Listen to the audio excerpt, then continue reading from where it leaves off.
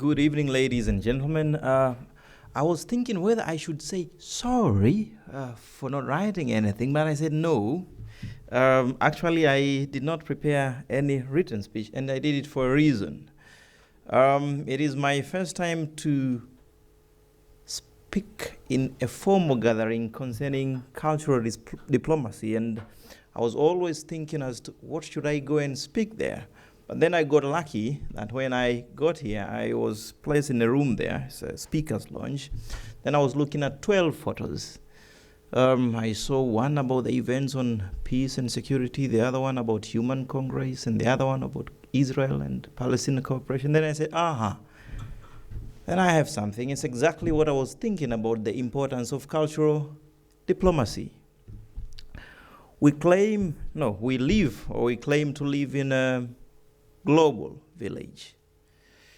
The thing is, this world has a diversity of cultures. Now, diversity of cultures is a resource, but if mishandled, it could be a disaster. What do I mean by this? When we use the term diversity, we acknowledge that there are differences.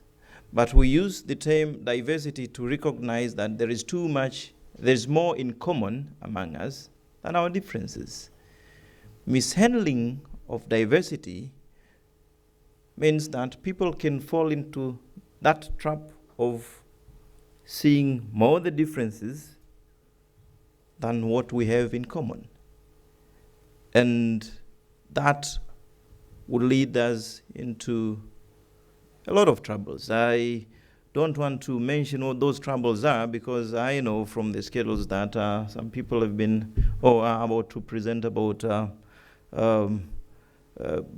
cultural diplomacy and conflict, cultural diplomacy and how to, the question of inclusiveness, etc., etc. So what I want to say here is that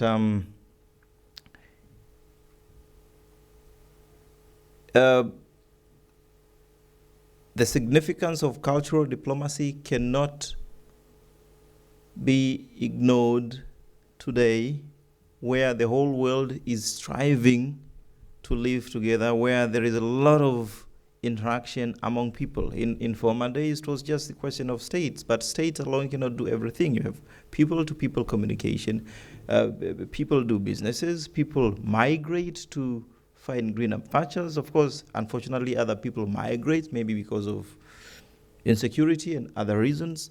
But the common point is that we have to live together. And for some of us of a legal background, when I look at the various human rights conventions, I think of the international conventions of economic, social, and cultural rights. And we lawyers normally say that these human rights instruments should be read as a whole body, and therefore we say that when you talk about cultural rights, you should also remember about the idea of human dignity and human equality.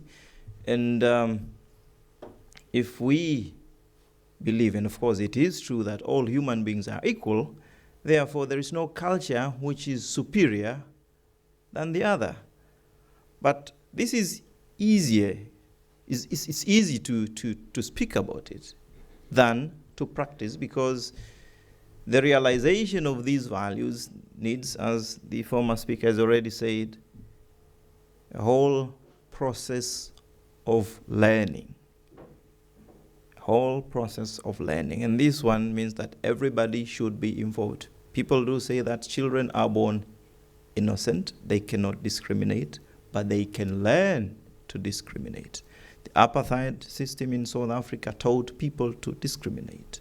We know what happened in the Holocaust, and that's why people are against anti-Semitism and also Islamophobia and all other sorts of discrimination. I believe that these kinds of practices do happen only because some people do not have enough understanding of cultures. And I should not bore you with many words. Let me say that How do I summarize cultural diplomacy? I come from a country where, of course, let me summarize it by taking the example of my family surrounding. I'm a Muslim, grew up near a Roman Catholic church, and the mosque which I used to go to pray in Tanzania is situated in a Christian neighborhood. I know that one of our neighbor in front of our house was a Roman Catholic. The other one was a Muslim married to a Christian. The other one, I do not really know which religion he or she was. I mean, it was husband and wife. But at the end of the day, we will celebrate all religious ceremonies together. We will help each other, and we will just do everything together in times of troubles and in times of happiness. And I imagine that the world can only copy that if there is a proper understanding of culture, and there is where I think the significance of cultural diplomacy lies. Thank you very much.